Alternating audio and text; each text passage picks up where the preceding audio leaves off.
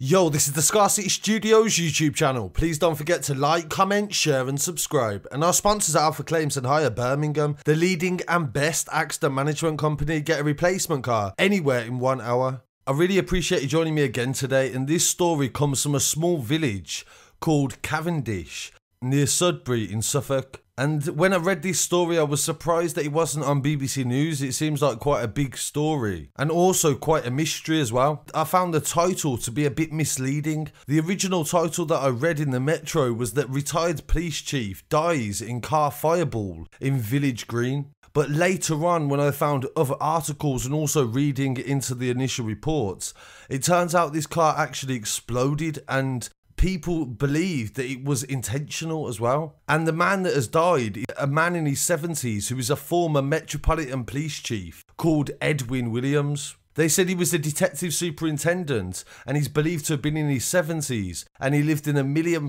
house in the area. And as I said at the beginning, everything about this story is really weird. When this happened, you'd imagine that people would be saying like condolences to this guy who obviously served for the police, etc. and he lived in the local area, but there was nothing like that. There was no sympathy. There was no neighbours that were saying anything nice about him, literally. They said that he'd been in a lot of different arguments and disagreements with people in the local area, and it was mainly to do with a church and its bowels. He was recorded as saying that it reduced him to a frazzle. The 14th century St Mary Church in the town sometimes used the bowels a bit longer than it should usually. Locals said they heard an enormous bang and saw flames shooting 30 foot in the air. If this was just a fire in his Hyundai, I'd expect a massive article about fire safety to do with cars, but there's absolutely nothing about that in this. And for them to have got 30 feet high, automatically that would make you think that something helped this to happen. And this was later confirmed when a neighbour said that there was an explosion before the fireball,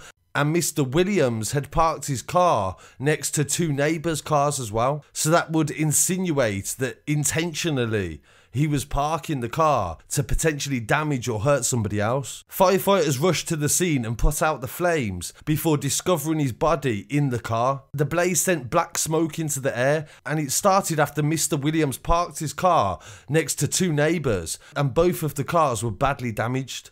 A witness said they heard a massive bang and came out in the morning to see the car was on fire with flames shooting into the air. There was nothing anybody could do. Nobody could get near it, and people only realised there was a body in the car when the firefighters arrived and put the fire out. The neighbour said he must have had something in the car to cause such a big fire and an explosion. Mr. Williams and his wife Jean moved to the Grade 2 listed building overlooking the village in 2006, but they separated years ago and he lived in this £1 million house on his own. Neighbours said he was unfortunately not very popular in the village and was always falling out with people. He had various legal disputes with different neighbours over the years, and he would complain about things to do with drains, guttering and damp in his house. But his biggest issue, the neighbour said, was the church bells. Most of the people in the village loved the sound of the bells, but he would repeatedly moan about them. And he wrote a letter in 2017 where he complained about the bells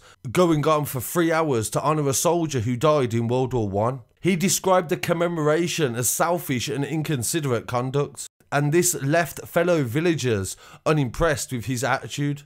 He said he lives near the church and he does not expect the bells to be ringing so much. So there is no articles or headline news about the former chief of Metropolitan Police being involved in an explosion, a mysterious one outside his house, that has resulted in his death, and the fact that not one person has said anything nice about him. So I thought this was definitely something to highlight, and I definitely follow this story to see what happens in the future. I'd really appreciate it if you left your comments and thoughts below. I'll be back again very shortly with some more news, and thank you for watching. Peace.